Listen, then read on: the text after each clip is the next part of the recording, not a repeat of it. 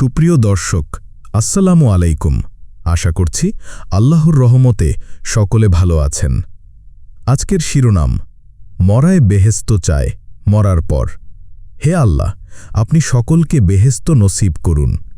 কিন্তু প্রশ্ন হল, মরার আগ পর্যন্ত সে কি করেছে বেহেশতের জন্য? আল্লাহু আকবার, আল্লাহু আকবার। আজকের সমাজে আমরা দেখি প্রায় সবাই বেহেশতের আশা করে। জান্নাতের কথা বললে সবাই বলে, আমিও তো চাই জান্নাতে যেতে। কিন্তু জীবনটা কাটছে কেমন করে?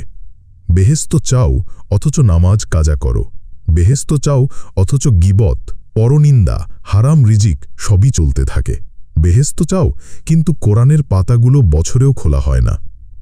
আল্লাহ তাআলা বলেন, নিশ্চয়ই আল্লাহ মুমিনদের কাছ থেকে তাদের জান ও মাল ক্রয় করে নিয়েছেন, এর বিনিময়ে তাদের জন্য রয়েছে জান্নাত। সূরা আত-তাওবা, আয়াত ১১১। জান্নাত ফ্রি না ভাই।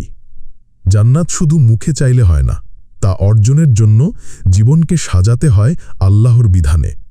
যে মানুষটা জীবনের প্রতিটি কাজে আল্লাহকে স্মরণ করে, যে মানুষটা হারাম থেকে বাঁচে, যে মানুষটা অন্যের হক নষ্ট না করে, সেই মরার পর বেহেশতের আশাবাদী হতে পারে। একটুখানি ভাবুন, আমার জীবনটা কি জান্নাতের যোগ্য? আমি কি আল্লাহর সন্তুষ্টির পথে আছি, নাকি কেবল মরার পরের স্বপ্ন দেখছি, জীবিত অবস্থায় কিছুই করছি না? আসুন আজ থেকেই নিজেকে বদলাই, নামাজকে গুরুত্ব দিই, গুনাহ থেকে বাঁচি, আর জীবনটাকে বানিয়ে ফেলি জান্নাতের পথে হাঁটার উপযোগী। জান্নাত শুধু ইচ্ছা করলেই পাওয়া যায় না। জান্নাত পেতে হলে জানতে হয়, চেষ্টা করতে হয়, ত্যাগ করতে হয়। আল্লাহ যেন আমাদের সবাইকে সেই তৌফিক দেন, আমিন। এমন আরও হৃদয়ে ছুঁয়ে যাওয়া কন্টেন্ট পেতে ফলো, লাইক, কমেন্ট করুন, যেন এমন আরও কন্টেন্ট আপনার কাছে পৌঁছে যায়। ইসলাম প্রচারে আপনার একটি শেয়ারই হতে পারে কারো হেদায়েতের দরজা।